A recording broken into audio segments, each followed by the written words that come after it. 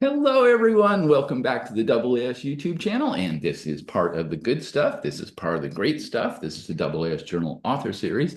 And I am delighted to have Janik Karoly with us today. Hello, Janik. Hi there. Let's see. It is April 16th of 2025 as we record this. And Janik, what's your geolocation?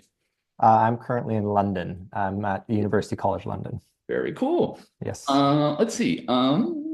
Is spring in the air in London yet, or is we still sort of in? Spring has been in the air. We had 2 weeks of lovely sunny blue skies, but the rain and clouds have returned. So Ah. it's only natural, I've learned living in the UK.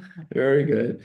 Yeah. Let's see. So I'm in Phoenix, and we are definitely in our spring mode. So Mhm. toggling. We hit our first triple digit Fahrenheit last week or so.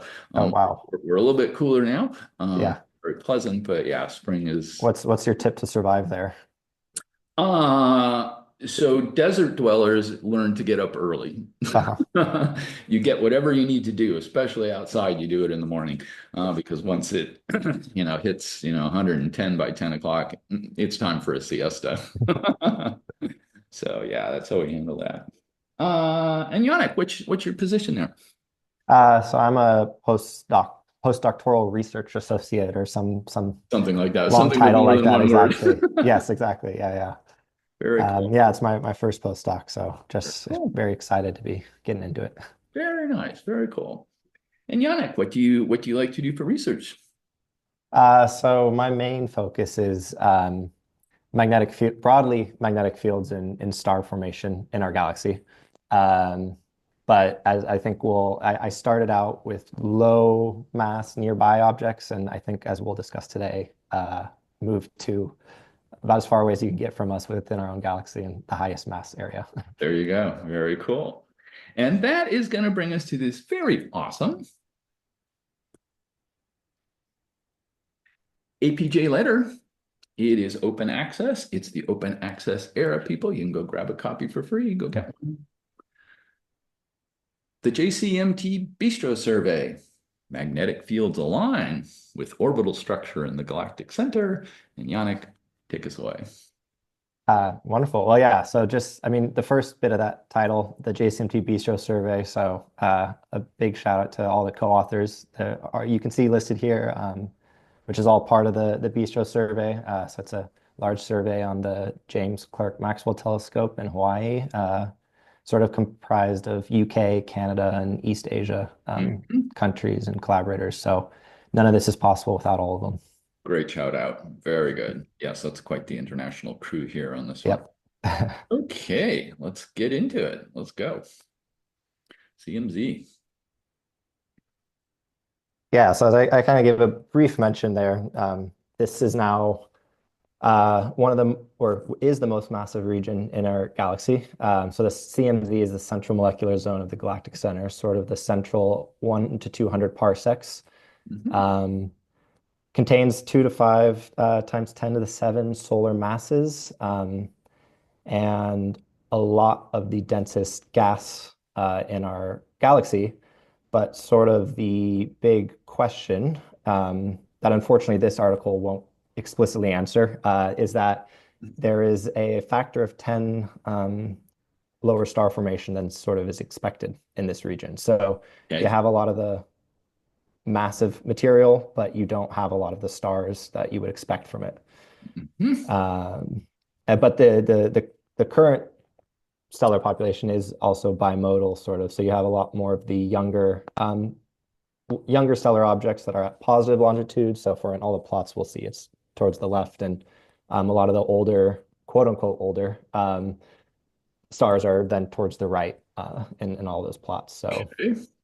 yes, Interesting. um, and some good work's been done really since the early 2000s when this was first observed with SCUBA, the predecessor to the instrument used in this paper, Uh-huh. um, that mapped the distribution of the densest material. And then you had Herschel that came along and was able to fly above our atmosphere and observe a lot of the extended structure, the dust emission. And from there, it was found that there was sort of a figure of eight like orbital model projected on the sky. And then this model has been further refined across the years. Sort of the best agreed upon one right now is an open orbital structure from Crozier et al. 2015. I've said that name a lot over the past year, and I still am not sure I know how to pronounce it correctly. But this was Here you go. Yep. So this was one that's been reviewed quite a few times, and they found to be sort of the best fitting model for the orbit of material around the central molecular zone, sort of dictated by a series of gravitational potentials starting from Sag star, or black hole, and Right. moving out to some of the other material. Okay, cool. I'm with you. Cool. And so because this is magnetic fields, I have to sort of also provide a brief introduction to the magnetic fields of the galactic center. So it's been studied for many decades as well, but in 2010, sort of a large scale magnetic field strength across the whole CMZ was found to be about 50 microgauss. Okay. And then more recently, we've had a lot of large scale studies that have been done by Planck and the ACT that found just a predominantly east-west magnetic field, so sort of moving across the plane of the CMZ. Yeah. Whereas then higher resolution polarization studies, so a whole list of them there. Probably the most notable one that's most recently come out is the Sophia Hawk Plus one at 214 micron. Has shown a lot of very well structured magnetic fields at cloud, at sort of the molecular cloud structure, or the molecular cloud level. And then once you're looking at these individual molecular clouds, you're finding magnetic field strengths that in some cases approach sort of 1 to tens of milligauss. Okay. So significant Okay. increase when you get to these denser molecular clouds. Yes. And so what's new here is specifically at 850 micron, a polarization dust emission map, which then shows us what the magnetic field is doing across the CMZ. Cool. There was recently the Sophia Hawk Plus. I'd be remiss if I didn't mention that legacy survey that came out, but that was done at 214 micron. So Okay. tracing some of the more diffuse, warmer dust, whereas we're getting down to really the densest material that's in the CMZ. And as I mentioned above, this is a consortium, so there's many other people who are working on this region. So I had the pleasure of leading the sort of working group and providing this overall picture of the region and our observations. But we had a paper just published by Jeremy Yang in 2025. It's on arXiv, so be sure to check that out. On specifically the 20 to 50 kilometer per second cloud around Sag star.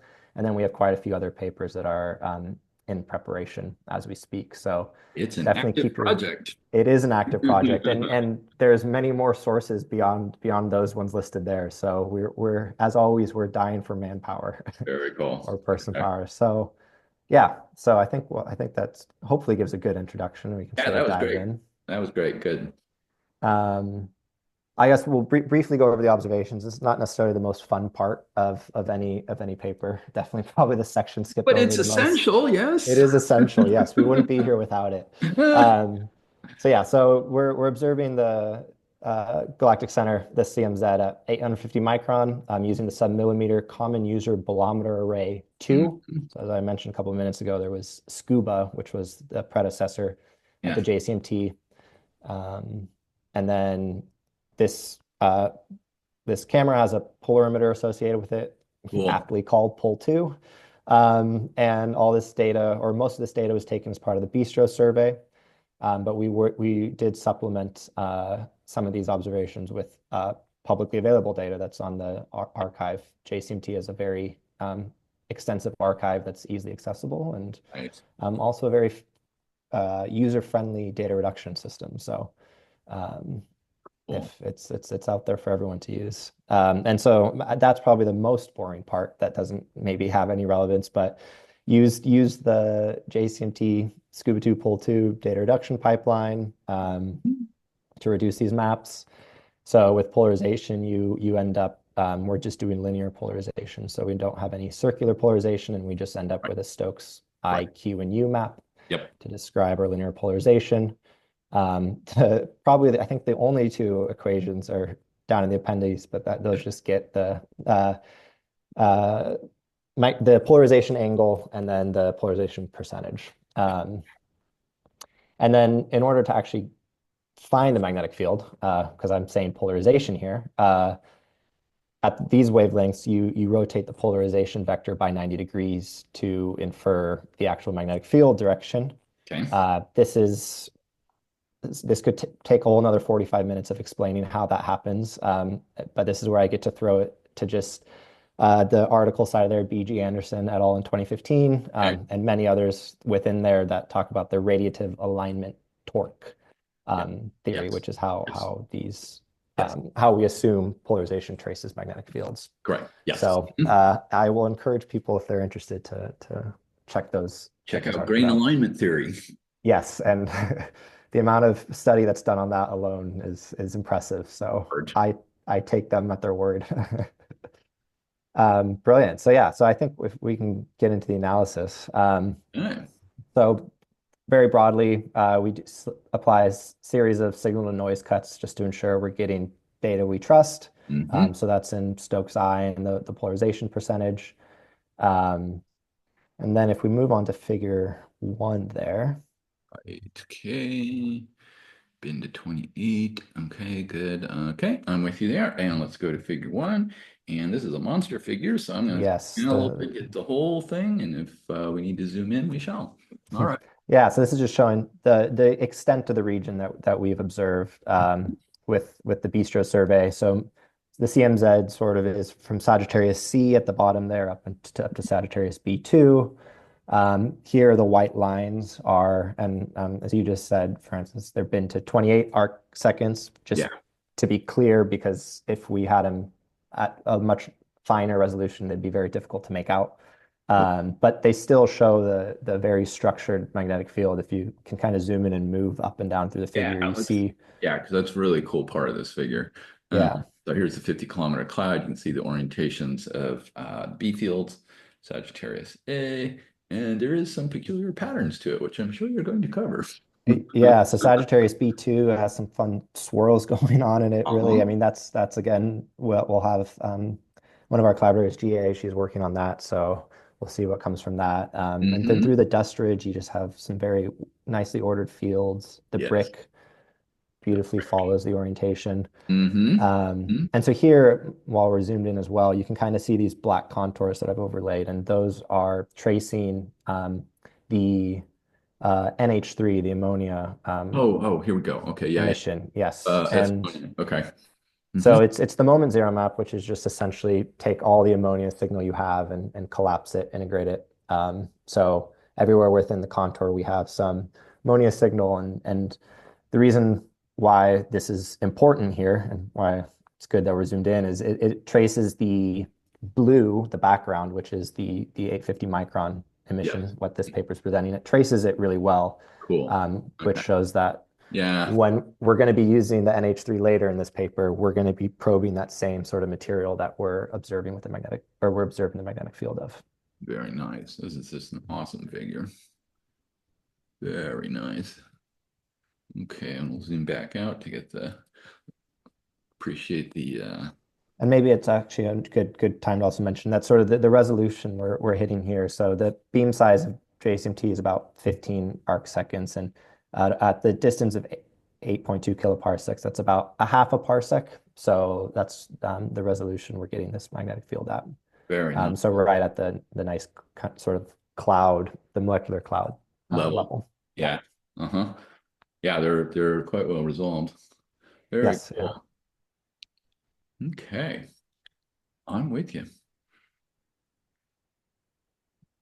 I think we could probably move on from this and get into the beginning of section 3, I think. Sure. We're in scuba, and then we slide down. Oop, I missed the start of 3 somewhere. Where is All this? right. Yeah. Oh, we're already in analysis. Okay, yeah, Yeah, we're yeah. already in it. Yeah. Okay, so figure one. Yes. And should And we? we'll leave figure 2 for now, just because that we'll bounce back to that in a second, I think. Okay. So sort of discuss what I mean, the title gives away what we're trying to do, right? We're looking for an alignment of the magnetic field and the orbital structure. So um, the first part of our analysis is establishing the orbital structure. So we've had the models before. So as we mentioned in the introduction, sort of that figure of eight and the Croatian model. But what we felt like was starting from square one really and saying, well, Yes. we're tracing where most of the material is with the 850 micron. This is where the densest material is, the main molecular clouds of the CMZ. And so what we started with is using a package called FineClump. So this is within the JCMT data reduction software. And essentially, and use this command clump find to break up the 850 micron emission and find sort of like localized intensity structures. So Gotcha. if we can scroll all the way down to Appendix B and figure B1 in there, Mm-hmm. might give an idea. Blow that up a little So yeah, there's about 400 odd clumps. So trying to get a color scale that shows the difference that bit. each one. But I think what's key to point out here is that Okay. this clump find is not breaking the material up into individual molecular clouds, what we would kind of class as individual molecular clouds. Rather, we're just trying to break up the structure Yes. into point sources, so things that we can find local intensity peaks. So that in that bottom figure you see there, every dot there is sort of the location of these identified clumps.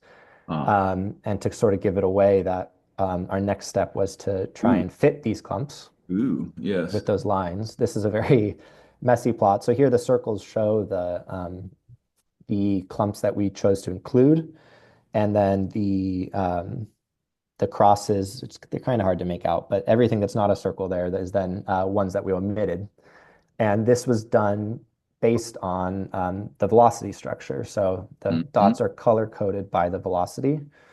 And what we really need is we need something that's um, continuous in velocity. And so I say that a lot through the paper. And really what that means is you're not having something at -50, all of a sudden you go zero and you go back to -50. That wouldn't really be a physical continuous stream.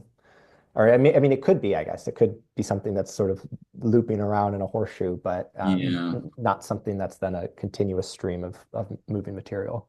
Right. I don't think I've ever seen an APJ figure that featured a line that said bad fit. So Bad fit, yes. Well, I you mean, win a and prize on that one. it is worth mentioning that that this bottom region, there's not a lot of material that we observe Okay.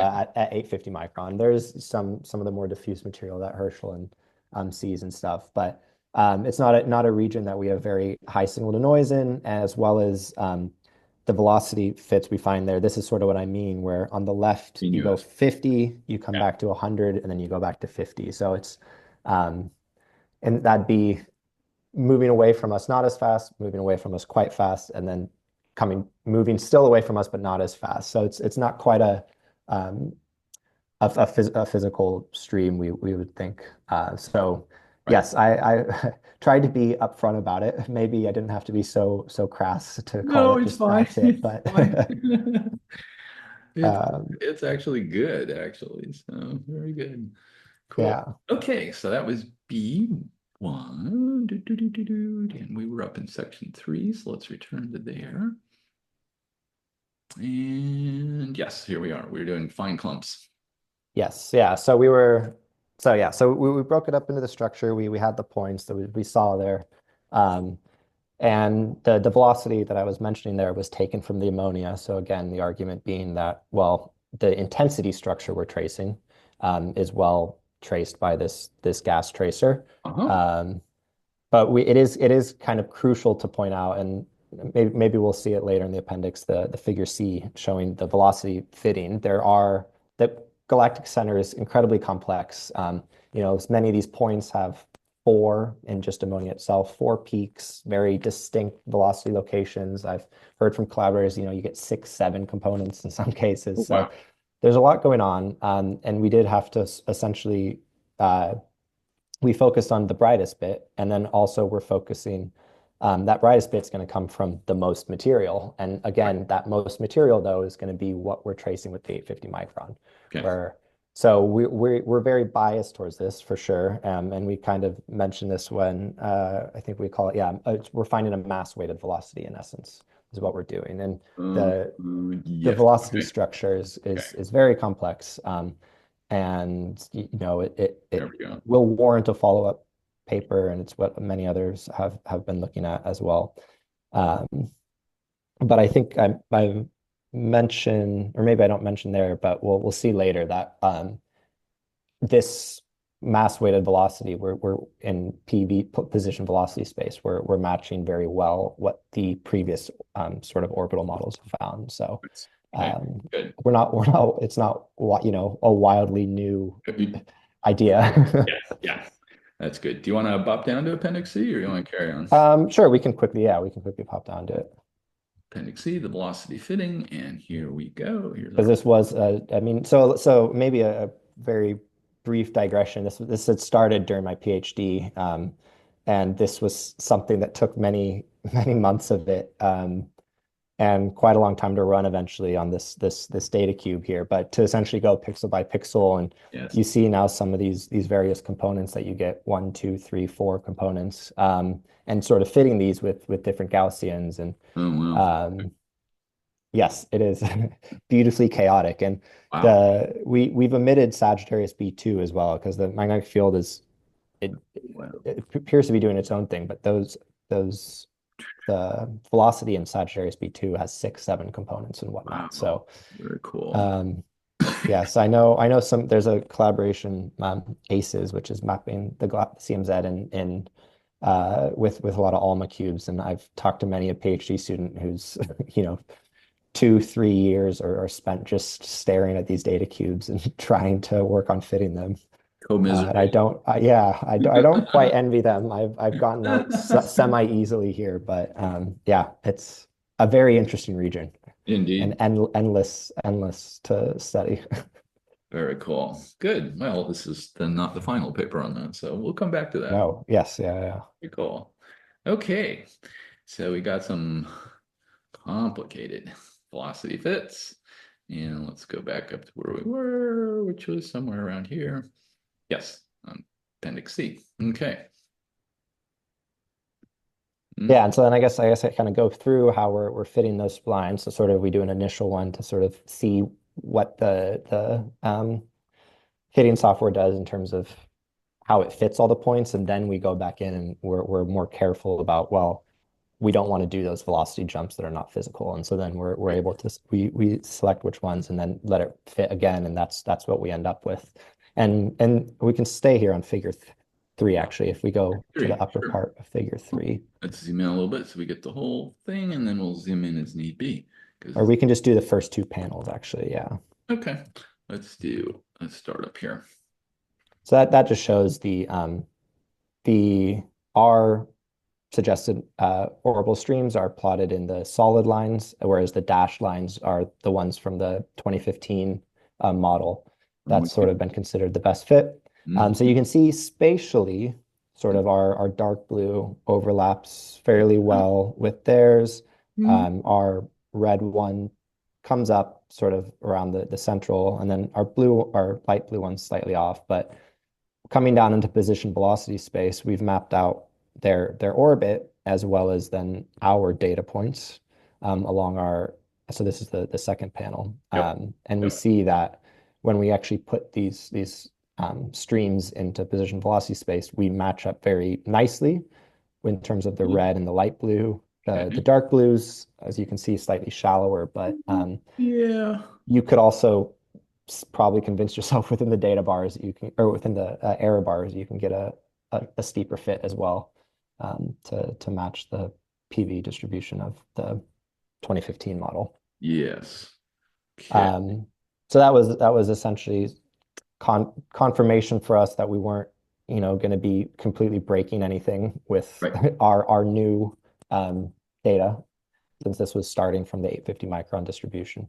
Very good. Um, Cool. Beautiful. Beautiful. yeah. And so that's the orbital part of the title. So if we go magnetic field part of the title, we're then breaking up so if we jump up to figure 2, actually. Sure. Go up to figure 2, and here we got the structures. Okay, there we go. Yeah, so this is now where we're incorporating the magnetic field. And so now we're using quite a popular algorithm called astrodendro, which sort of creates a dendrogram tree of nested structures. So you can Love find it. sort of what's called a trunk, and then you get branches and leaves and so on. And so Mhm. this is what we use to then identify, like sort of at this point, we're now going to specific molecular clouds and Yeah. finding what the magnetic field is on those cloud scales. Yes. So we're now not breaking it up into clumps like we did, be indiscriminate clumps based on just peak intensity like we did before, but now we're actually looking, we want to know what the magnetic field's doing. Yes. And so within each region, we find a mean magnetic field. We have to actually do something called a circular mean, which essentially takes into account that if you have a vector that's at 1 degree and one at 179 degrees, Okay. a Okay. typical average would give you 90. Yes. But if you don't have a head on those vectors, which we don't, Okay. you that can also be a mean of zero because you Gotcha. have that 179 one is also -1, and with your one, that's zero. And that is more physical, Yes. right? You wouldn't expect two vectors like this to then have a mean like that. Right. So that's one key point is just using something called a circular mean when we're doing this, which is what you Okay. generally have to do with these vectors. And all we're doing on the bottom there then is plotting a difference of the magnetic field and the gradient of the orbits and splitting it up into sort of the three regions, what we call preferentially parallel, in the middle from 30 to 60, Mhm. no alignment, and above preferentially perpendicular. And the main idea here being sort of this bimodal distribution, where on the left we see this large scatter, we see some preferentially parallel, a lot more perpendicular. And on Yes. the right, we see a lot more points below that 30-degree line. Yes. Cool. Okay. And so I think we can jump into section 4 now, the results and discussions. I am with you. Okay. 4. Let's go down to section 4. We identify results and discussion. Mm-hmm. Mm-hmm. And so this is now the Mm-hmm. rather than showing with pretty pictures, we'll throw numbers at it. So I like them. um, so this is essentially just showing that we have a majority of the the relative orientations are preferentially parallel. And if we even, I mean, 30 degrees I mean, this is why we put preferentially in front of parallel. But if we restrict that a bit more to 20 degrees, we're still having about 46% of them are parallel, 20% are perpendicular. Okay. Um, and so then about 34% are random. So we're still in all of these cases, we're Okay. finding that a majority of the magnetic field is aligned with the Line. orbit, Yeah. preferentially parallel with it. And so we sort of discussed where this happens. And as I mentioned Cool. above in the figure, there's the bimodal. So again, on the right, we saw a lot better alignment. And Yes. on the left, we saw a bit of or I don't want to say craziness, but we saw parallel, a bit of random, and then a bit of perpendicular as well. Yes. And so we began discussing sort of why that is. And so on the right side, there were three of the light blue points, which were not parallel. So yeah, if we roll up to those. Yep. Yeah, so three of the light blues, which are above that dotted line, Mm-hmm. um, and so those sit in, and they correspond. Like you can draw sort of a straight line up from them into the figure above in terms of where those are actually located. Uh-huh. And so those sit at locations where Yes. a previous paper found there was some gravitational collapse occurring. So Okay. potentially seeded by turbulence, something, but essentially materials coming in. And what that can often do is that can mess with the magnetic field. Sure. The magnetic field is sort of as what we call flux frozen to the material. So it's going to be with the material. So if this material is moving, the magnetic field is going to be moving with it. Good In then. some cases, maybe it's controlling the movement. So if the material is needing to flow along it, but in some cases, it might be dragged along with it as well. Yes. So What is space? um, yeah, so what we're seeing on the right side, whereas most of those red lines or those red points are below that 30-degree line. In fact, all of them except All for the for man. two, And then the rest of the light blue, the cyan, if you will, are below that line as well. So we see Indeed. a very preferentially parallel alignment on the right side. Yep. And then on the left side, we see, yeah, the bit of chaos. And this is Yeah. what I tried to make sure to mention in the introduction, which is that on the left side of the central molecular zone, you have a majority of the densest material. So you have about equal material on both sides if you sort of zoom out and integrate over both sides. But in terms of the high density stuff, so stuff that's maybe 10 to the 5, 6, 7 parts per centimeter cubed, Mm-hmm. um, For sure. If you most of that is on the left side. very And also that's where the youngest star formation is taking place. And what's going to mess up, well, I mentioned what might mess up magnetic fields being gravity, so gravitational collapse of dense stuff. You also have stellar feedback, you have turbulence, you have any manner of things that magnetic field is fighting against. Um, and so it was not terribly surprising for us to see that we go from a calmer side on the right, and as we sort of move across to the left, we're starting to pick up the more chaotic side, a lot more going on, and the magnetic field's not so easily or not so well aligned as it's disturbed by external factors. other stuff. Very cool. Yes. Good. Well, thanks for looping back on that. Okay. Very Yeah. good. Okay. With you. All right. So we were down here in section 4. Yes. We were getting quantitative here. Okay. Um, and then sort of coupled the idea. So yeah, the idea that we have a magnetic field that's moving with the material, but then where the material is dense and maybe undergoing then the localized star formation, you have we might be seeing that magnetic field, which is now deviating from that initial condition. Yes. And so that's what we're saying is potentially happening on the left. And this is something I will go into it a bit more later, but I mentioned briefly here. There's some Robin Trust did in 2024 showed some beautiful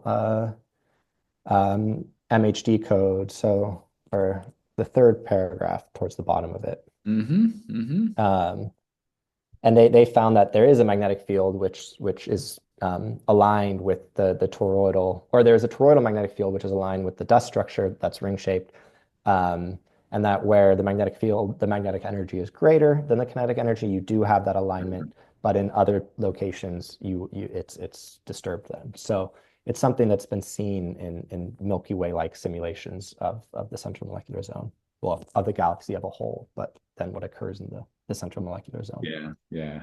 Okay. Good. Awesome. Everything's hanging together here. See it, yes, nicely. Nicely. And then that sort of goes into again what I just was mentioning there about an initial large scale and then perturbed by local. Phenomena. Yes, yes, perfect word for that. Or whether any of these, it's phenomena. Right. Okay. And then yeah, just a bit of comparison. As I mentioned in the introduction, the Sophia Hawk Plus legacy survey that came out, they 14. I'm often jealous of them. While it flew, a little rest in peace for Sophia. While it flew, it was above the atmosphere and at those slightly at 214 micron, it was observing a bit more extended structure than we see, and it's produced some really beautiful magnetic field maps. Indeed.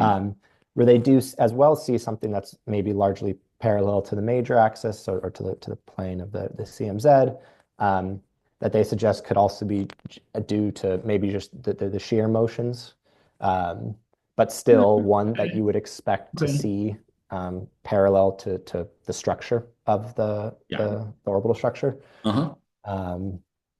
And then they had also looked into sort of the smaller scale on the cloud level and found supercritical gravitational collapse that might be occurring, which again might be seen on the left side. The figures. But yes, yeah. Mm-hmm.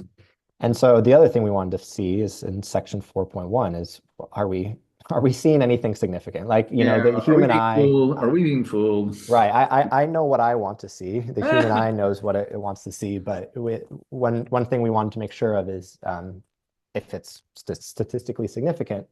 And so this we pulled on a method that's been sort of used with alignment of magnetic field and outflows and filaments, and the key here being everything I've told you so far is the magnetic field's plane of sky. So that's only a 2D variation, and we don't have any information in the line of sight, and then the velocity is line of sight. Yes. Also, our dust distribution is 2D.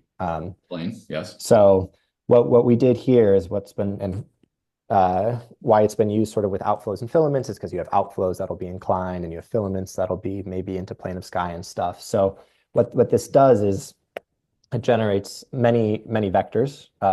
We just did 10 to the 6, but to your heart's content. You generate pairs of vectors in three-dimensional space and find their angle difference. So you have this distribution of angle differences in three-dimensional space. And then we define, again, our preferentially parallel and perpendicular to be 30 and 60 for those three-dimensional angles. And so we would then take from the parallel, the preferentially parallel group, we would take an amount. So we construct different populations. We say, all right, 100% parallel alignment. So we take all of our vectors from that less than 30 angle difference in 3D. And we'd say 90 to 10%, 80, 20, and work up to 100% perpendicular, where now we're all taking all of our sample from that 100, that greater than 60 angle difference. I don't know if that need to explain a bit more. Yeah, let's take a look at figure 4. Here we go.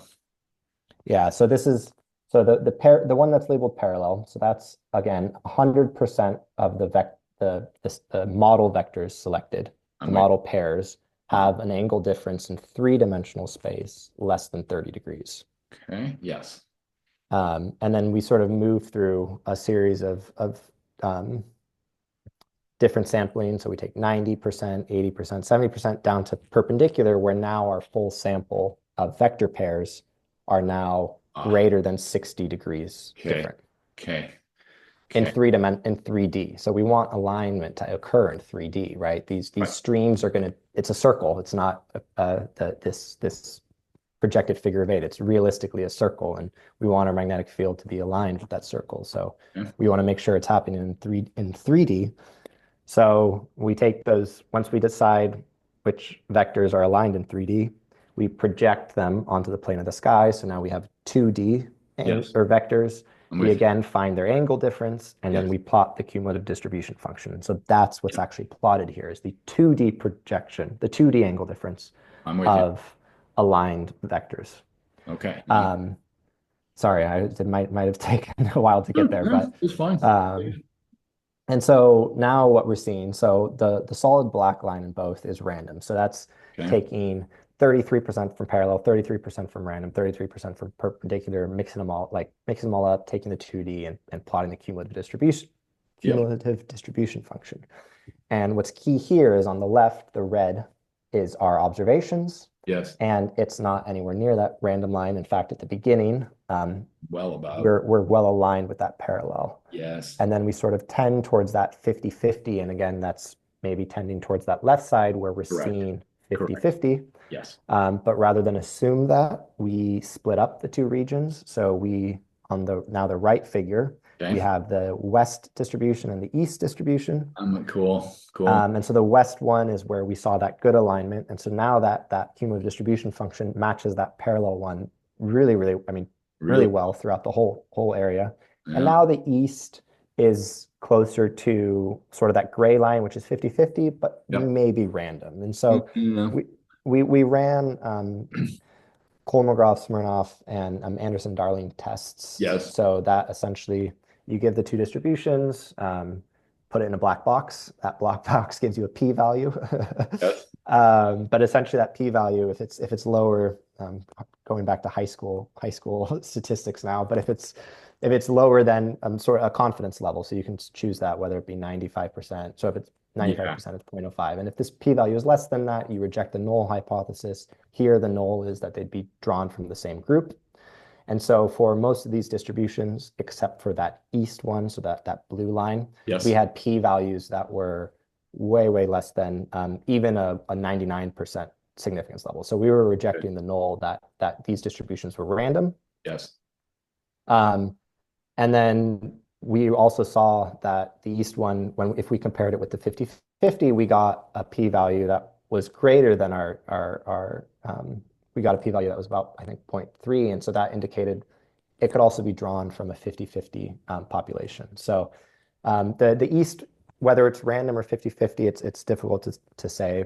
But yeah, this was essentially pointing us towards what we're seeing is real and what we're seeing is Right. statistically significant. And there's sort of that bimodal Yep. story in it as well. Yeah. Yep. Very cool. It all hangs. And actually, to maybe now go back up to figure 3, I guess it's not too far back Yeah, up. bottom part of figure three. Yes. Yes. This was, I lied slightly earlier when I said I've made all the figures. This one was put together by my advisor now here at UCL, Kate Paddle, who's and beautifully illustrated. I tried my own hand at this, and I can't say So I'm glad she she tried. somebody has some Photoshop or Illustrator skills. Yeah, so putting a new tablet to good use. There you go. But this is essentially now, Yes. as I said, we only have a 2D projection, and this is now an illustration of what we think this looks like, built also upon that sort of 3D model from the 2015 paper, where Okay. they're able to actually see the three-dimensional structure. And here, our light blue is behind the Sagittarius star, and there you see the white lines being well aligned with the orbital structure. Yes. Following Yes. that the purple here just kind of shows material, if you will. That's through that structure, and then you come through to this red line, and here you're again still parallel. You're moving along it. Good alignment. I should notice that question mark there is just because we haven't really made a claim if it's turning around right at that point. That's something that's quite difficult to see. So we've not connected our blue and our Ah, red, our light blue and our yes. red. Right. They're separated. Yeah. Yes, and then this dark blue, which is sort of coming in as part of this open orbit, Mm-hmm. is now coming into the left, and now it's here we've shown star formation and all other things by some wonderfully glittery blue blobs. Yeah. And here we now see a magnetic field that's perpendicular, or maybe in some cases, again, it would be slightly randomly oriented, but essentially that it's been restructured. Very cool. And then a big, wonderful dashed black line with a question mark in the back, which was my bad fit. There you go. Yeah, I've avoided the word bad fit in the actual main figure, but it made its way into the appendix. Suitably hidden. Suitably hidden. Very nice. That's a nice summary illustration, if you like. Yeah. Things that together. Oops, wrong way. Um, Cool. and so great. It's predominantly parallel, it's statistically significant. Yes. Now kind of getting in, and I've already touched on this a little bit, is do we expect it? So this was our point to compare it with simulations and external galaxies, as well as then I kind of mentioned before the Hawk Plus observations. Yeah. So we first get into the simulations. That was this MHD one of a Milky Way-like galaxy, where again they're finding that the velocity vectors and the magnetic field align well. And this, of course, is a simulation, so you have all 3 dimensions, and you can see it all perfectly. You're not missing data anywhere, and they see this structure, except in areas. So in areas of comparable densities. So then the next sentence, the magnetic field and velocity direction actually become misaligned in regions with more turbulence. So again, this feeds into the idea above, where areas where there's active star formation, whether that turbulence comes from non-thermal motions or from feedback or what have you, it could restructure the magnetic field. Absolutely. So brilliant. We like the simulations, agree. The next one, actually, this is brilliant work done by Lopez Rodriguez there in 2023 with ALMA. So of course, if you want to look at galaxies, the CMZ of galaxies far away, you need to go high resolution. So they were actually able to observe the CMZ at about a 5 parsec scale, so about a factor of 10 more, but they were still able to observe then that central 100 to 200 parsec.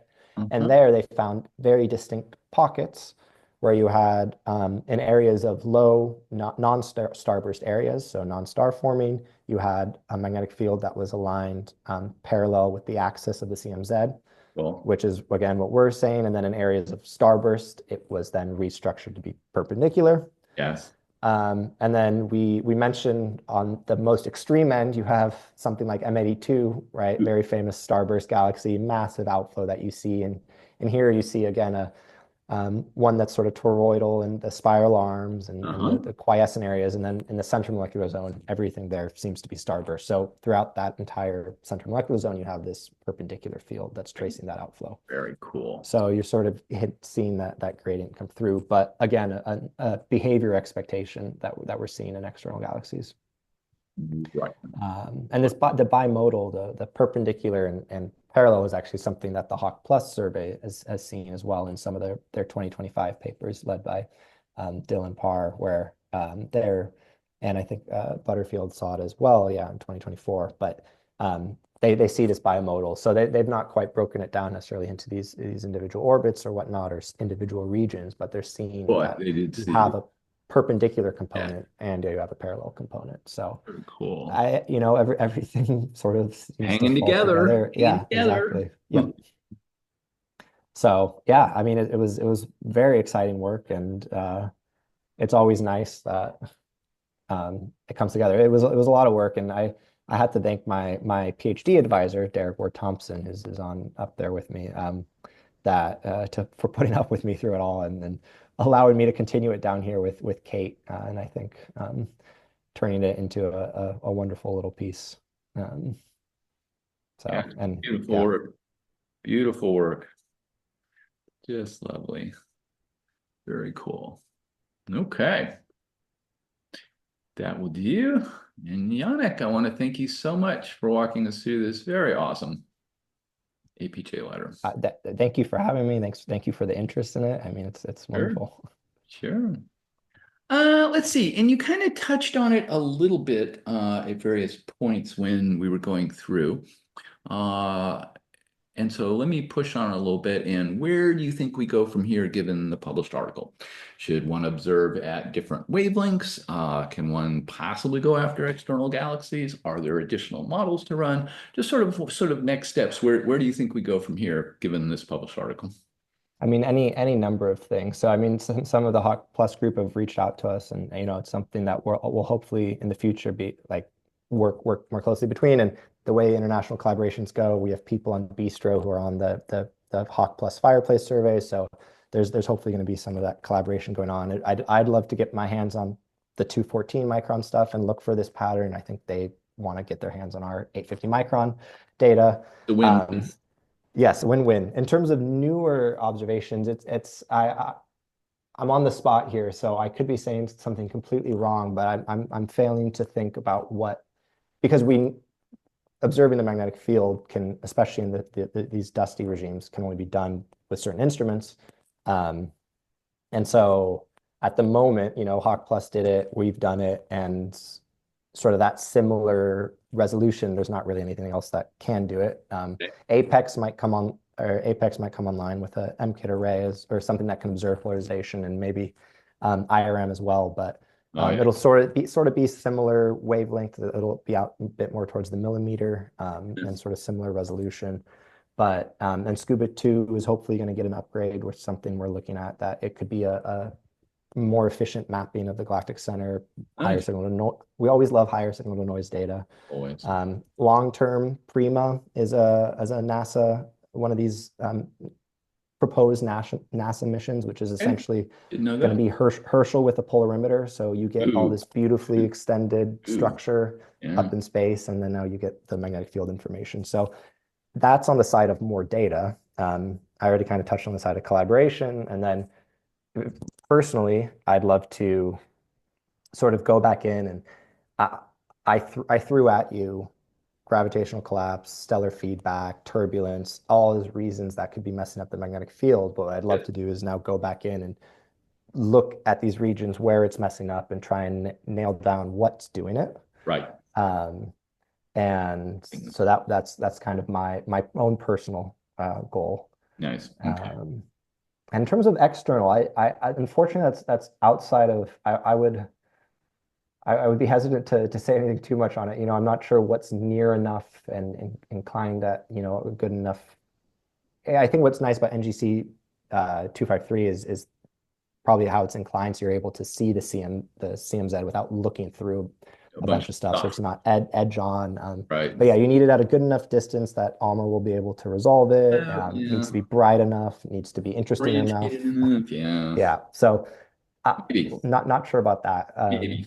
But I'd look forward to it if other if Yeah, that's going on. yeah. The But confirmation. I, as always, numbers, any conclusion gets stronger with numbers. So the more of these samples, the more of these galaxies that we can see like this, or the more data we can get of our own, can only strengthen the conclusion or Sure. challenge it. But I'd like to go one way. Very cool. Very cool. Janik, all right. It'll be, well, first of all, it'll be really exciting to see this develop over the next couple of years through Yeah. collaborations, maybe some new observations. Well, it's a very hot. I mean, as we get better and better instruments, looking at probably the most interesting place in our own galaxy, where most of the stuff is, where a lot of crazy gases of metallicities, star formation. Well, not a lot of it, but yeah, I think the space for the CMZ is going to be very, very popular over the next couple of years. All sorts of observations. Great to see it happen. Yeah. Janik, I want to thank you so much for walking us through your very awesome article. Thanks for sharing. Thank you for having me. This was wonderful. Sure. And that'll do, everyone. And I hope this made your magnetic astronomy day just a little bit better. And we will see you on the next one. Bye-bye.